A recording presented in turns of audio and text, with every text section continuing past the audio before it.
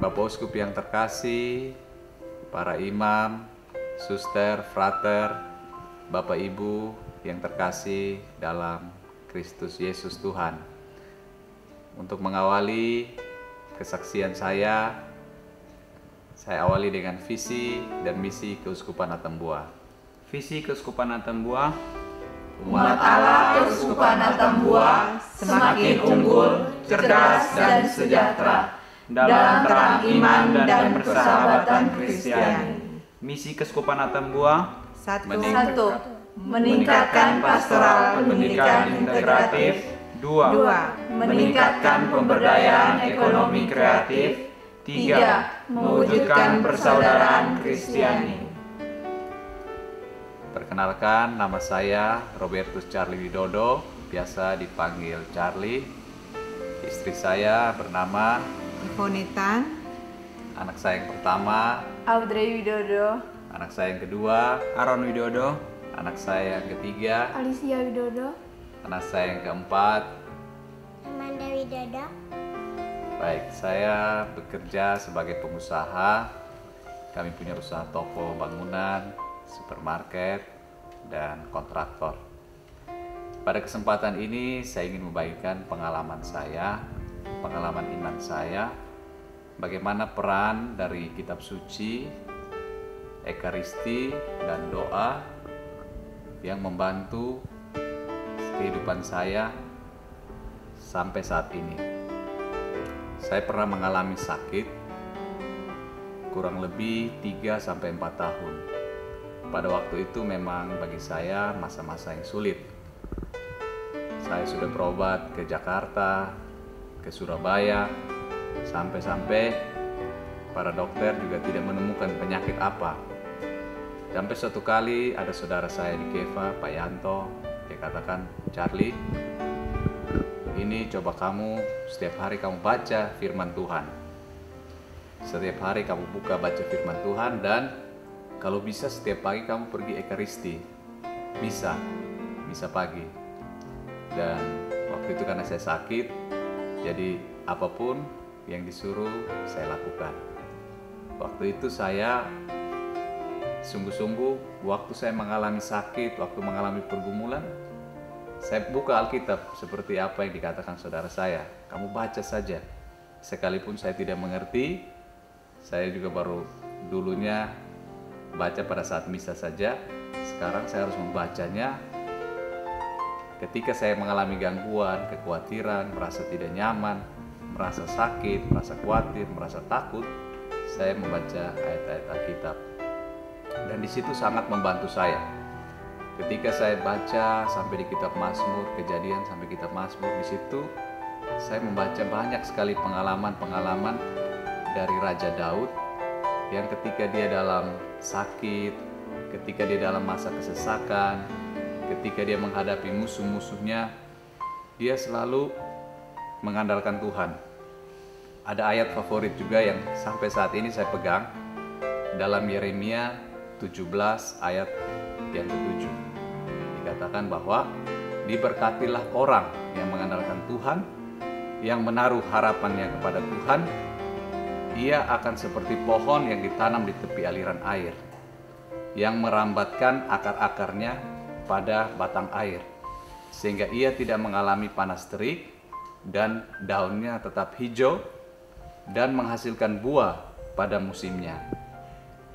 Nah, ayat ini yang sering sekali membantu saya baik dalam keluarga, baik dalam pekerjaan, baik dalam hubungan-hubungan yang lain dengan masyarakat.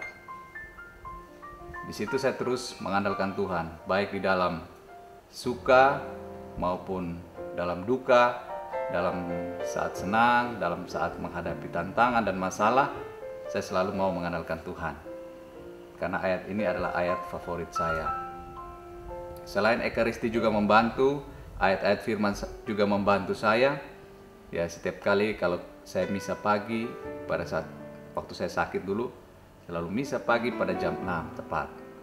Di situ saya percaya bahwa tubuh dan darah Kristus itu menyembuhkan, memulihkan baik fisik saya maupun jiwa saya.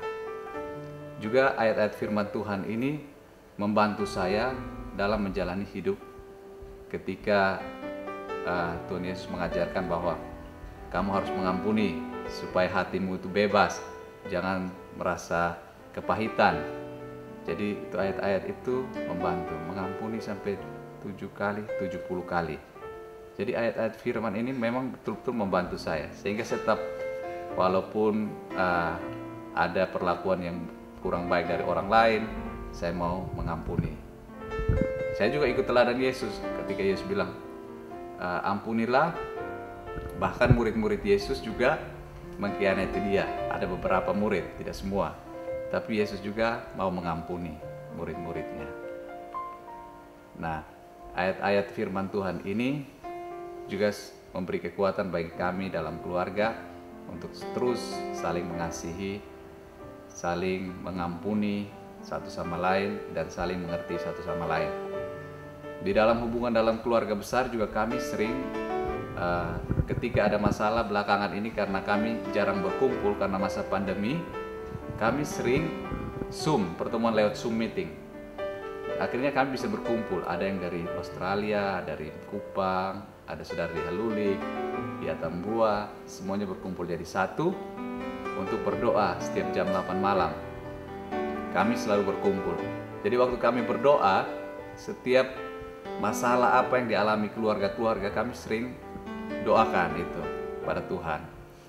Dan kami bersyukur karena ada yang sakit, waktu kami kumpul doa, siapa yang sakit kita doakan, dan ternyata doa-doa kita itu dijawab oleh Tuhan, dan ada yang sembuh, mengalami kesembuhan.